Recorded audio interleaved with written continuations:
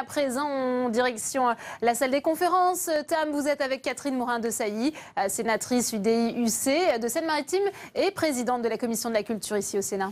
Effectivement, on va continuer à parler de ce projet de loi création et avant tout effectivement de cette question des éoliennes, une question sur laquelle le Sénat devrait débattre ce soir. Est-ce qu'il faut craindre avec la position du Sénat l'arrêt de mort des éoliennes? Non, pas du tout.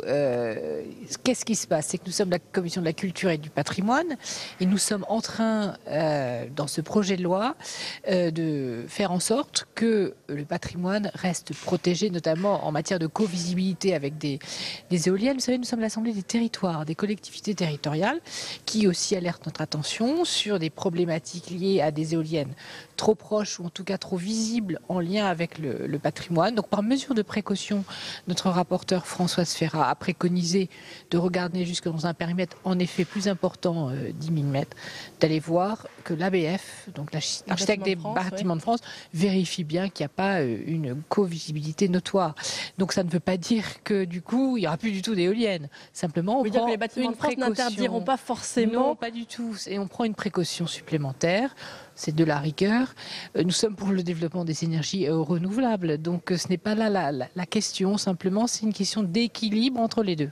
C'est pourtant ce que craignent de nombreux sénateurs. Il y a les écologistes, mais il y a aussi un amendement de suppression qui a été signé par des voix de droite qui rappelle qu'il y a plus de 44 000 monuments historiques dans l'Hexagone et qui disent que c'est donc la situation très difficile. est en effet très diversifiée selon les groupes ici au Sénat, selon qu'on a un tropisme plus lié au développement des énergies ou de la protection du patrimoine. Je pense qu'on devrait arriver à se retrouver sur le texte quoi qu'il arrive. En tout état de cause, ça ne veut pas du tout dire l'arrêt des énergies renouvelables et l'arrêt des éoliennes. Pour ma part, j'habite un département où je suis très attentive au mitage, qu'on appelle une éolienne par-ci, une éolienne par-là. C'est parfois la tentation.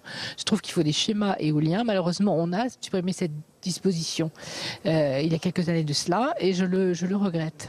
Vous pensez que ça va pouvoir se régler en commission mixte paritaire et que vous arriverez à un compromis avec les députés? C'est notre souhait d'arriver globalement sur le texte. C'est 132 articles le texte, hein, donc les éoliennes c'est un parmi tant d'autres. Nous espérons bien entendu nous inscrire dans une démarche constructive parce que nous avons beaucoup amélioré le texte. Je rappelle quand même 53 articles sont revenus conformes de l'Assemblée. Tout ce qui est le patrimoine, le système de sauvegarde du patrimoine, la désignation de ce que l'on appelle maintenant les sites patrimoniaux protégés ou remarquables. Tout ça, c'est le travail du Sénat. Donc, bien entendu, c'est des avancées. Des avancées, il y en a eu aussi hier. Ça fait partie aussi du jeu de la navette. Deux lectures, c'est rare. Il faut en profiter. C'est pas si souvent. Il n'y a pas eu de procédure accélérée sur ce texte. Souvent. Il faut en profiter. Et c'est de la discussion, des allers-retours, des débats que jaillit la vérité. Dans une dialectique un peu subtile, mais c'est cela aussi le travail du Parlement.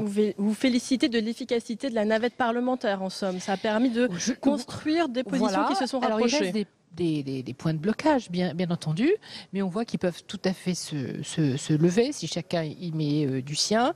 Évidemment, au Sénat, on va être très ferme sur certains principes. Nous sommes l'Assemblée des collectivités territoriales.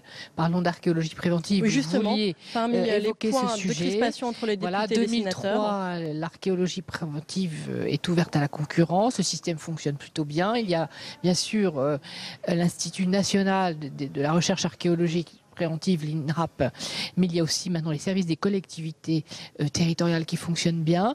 Il n'y a pas vraiment de raison de revenir à une forme de remonopolisation de l'INRAP. Ce qui me dérange un peu, les députés veulent réduire le rôle des collectivités dans le texte, c'est que c'est quand même un texte au bilan très contrasté, qui ne fixe pas de grandes lignes, de grandes visions pour l'avenir. C'est une somme de dispositifs qui ont été compactés dans un très grand travail. C'est un Macron culturel, ce quelque part.